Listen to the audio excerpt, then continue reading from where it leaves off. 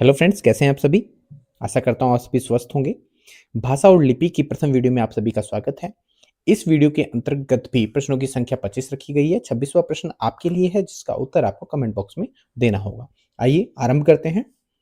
देवनागरी लिपि को भारतीय संविधान में संघ की राजभाषा की लिपि क्यों कहा गया है? इसका कारण क्या है?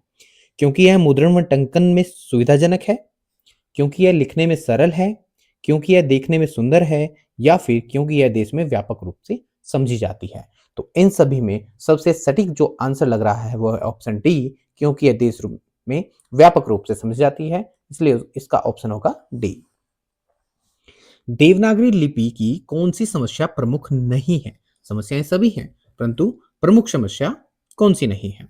सिरोरेखा लगाने में मनमानी, पूर्ण विराम के लिए खड़ी पाई के साथ बिंदु का प्रयोग भी प्रचलित होना, या फिर भ में म, ध में घ तथा ख में र व का भ्रम, र ध्वनि के लिए चिन्हों का प्रयोग, क्रम और ट्रेन, इनमें से कौन सा प्रमुख समस्या नहीं है?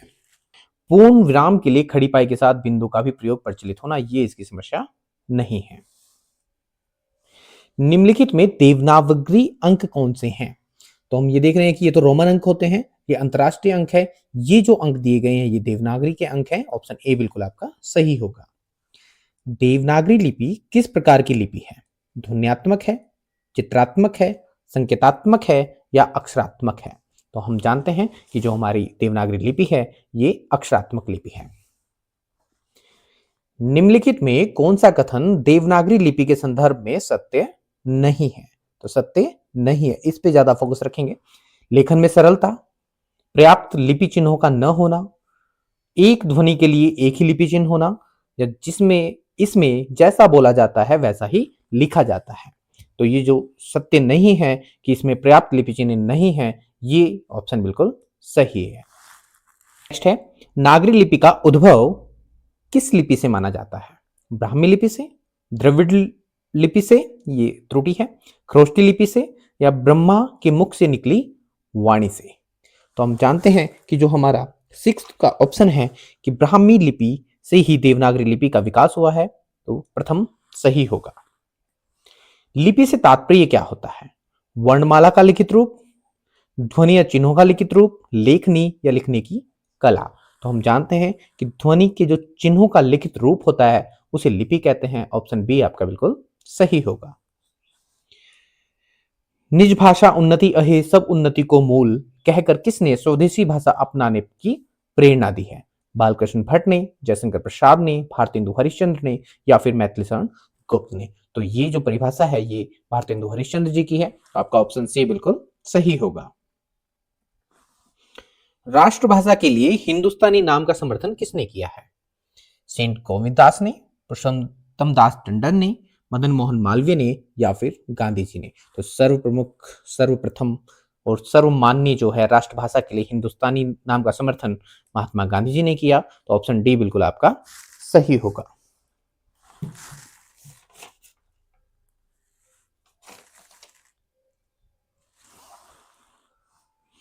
प्रश्न नंबर 10 है, संविधान के प्रारंभ में अंग्रेजी को राजकीय कामकाज के लिए अधिकृत किया गया था?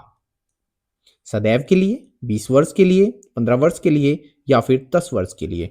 तो जो संविधान में अंग्रेजी को राजकाज की भाषा माना गया कि कहा गया था कि सिर्फ 15 वर्ष के लिए इसको अपनाया जाएगा। तो ऑप्शन सी आपका बिल्कुल सही होगा। राजभाषा से तात्पर्य क्या है?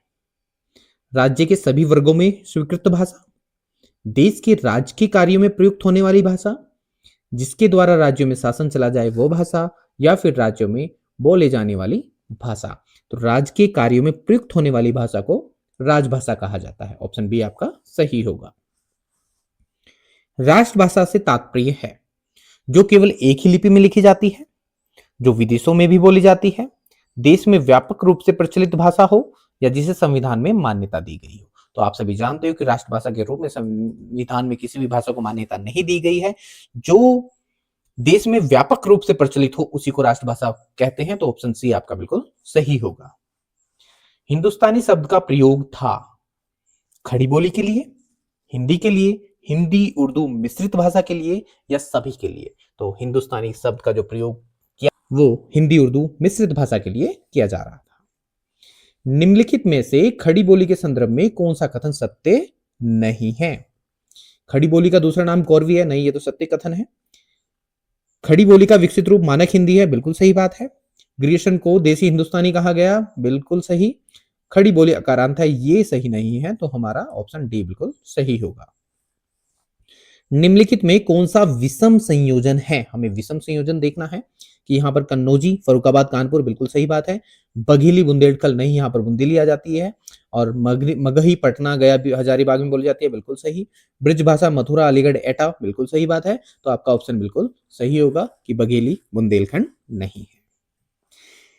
इनमें से किस क्षेत्र में अवधि नहीं बोली जाती? अवधि की बात देखना है कि अवधि किस क्षेत्र में नहीं बोली जाती। वाराणसी में नहीं, वाराणसी में अवधि नहीं बोली जाती है। इलाहाबाद के कुछ भाग में, सीतापुर, लखनऊ, तीनों भाग में बोली जाती है, वाराणसी में नहीं बोली जाती। तो आपका ऑप्शन बिल्कुल ए सही होगा। खड़ी बोली का नाम इसलिए पड़ा क्योंकि इसमें खड़े खड़े सीखा जा सकता है?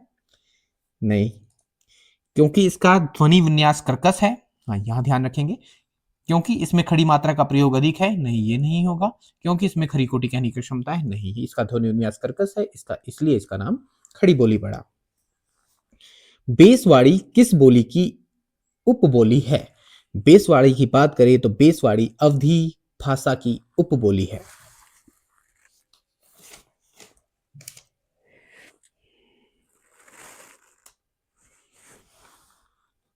अगला प्रश्न है, निम्नलिखित में कौन सा विषम संयोजन है? फिर से हमें विषम संयोजन की बात करनी है।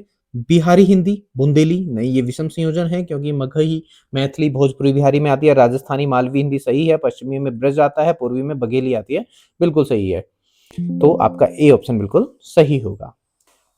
नेक्स्ट प्रश्न है, कोरवी का दूसरा नाम क्या है? तो अभी पीछे हम पढ़ के आ रहे हैं कि कोरवी का दूसरा नाम खड़ी बोली को कोरवी कहा जाता है। तो ऑप्शन डी आपका बिल्कुल सही होगा। अवधि किस वर्ग की बोली है? तो अवधि आपकी हमें पता है कि छत्तीसगढ़ी अवधि और बुंदेलखंडी पूर्वी हिंदी के अवधि। नेक्स्ट प्रश्न है, अवधि किस वर्ग की बोली है? तो हम सभी जानते हैं कि अवधि पूर्वी हिंदी की बोली है।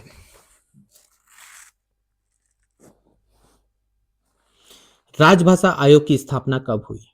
राजभाषा आयोग की स्थापना क्या 10 जुलाई 1960 को, 17 जुलाई 1955, 10 जून 1956 या 7 जून 1955? हम सभी कंफ्यूज होते हैं कि हाँ 1955 तो था, परंतु 7 था कि 17 था? तो सभी ध्यान रखें कि 7 जून 1955 को राजभाषा आयोग की स्थापना हुई। संविधान की 8वीं अनुसूची में माननीय आधुनिक भारतीय भाषाओं की संख्या कितनी है? तो वर्तमान में 22 भाषाएं मान्य हैं। तो ऑप्शन ए आपका बिल्कुल सही होगा। हिंदी के प्रचार प्रसार की सर्वाधिक प्राचीन संस्था कौन सी है? तो नागरी प्राचीन सभा सबसे प्रथम और प्राचीन संस्था है जो हिंदी का प्रचार प्रसार कर रही थी। इसका 25वां प्रश्न है हमारी वीडियो का कि देवनागरी के स्थान पर रोमन लिपि का समर्थन करने वाले कौन है? लोकमान्य तिलक, विनोबा भावे, सुनीति कुमार चटर्जी या महात्मा गांधी? तो यहाँ पर सुनीति कुमार चटर्जी ने देवनागरी लिपि के स्थान पर रोमन लिपि के लिए समर्थन किया था। इस वीडियो का अंतिम प्रश्न आपके लिए है, देवनागरी दक्षिण भारत में किस रूप से जानी जाती है? इसका ऑप्शन है देवनागरी, ब्रह्मनागरी, उत्तरनागरी या नंदनागरी। इसका उत्तर आप कमेंट बॉक्स में देंगे और साथ ही साथ 25 में से आपके कितने प्रश्न सही गए हैं ये भी आप कमेंट बॉक्स में लिखेंगे। और जल्दी मिलते हैं हम अगली वीडियो के लिए। धन्यवाद।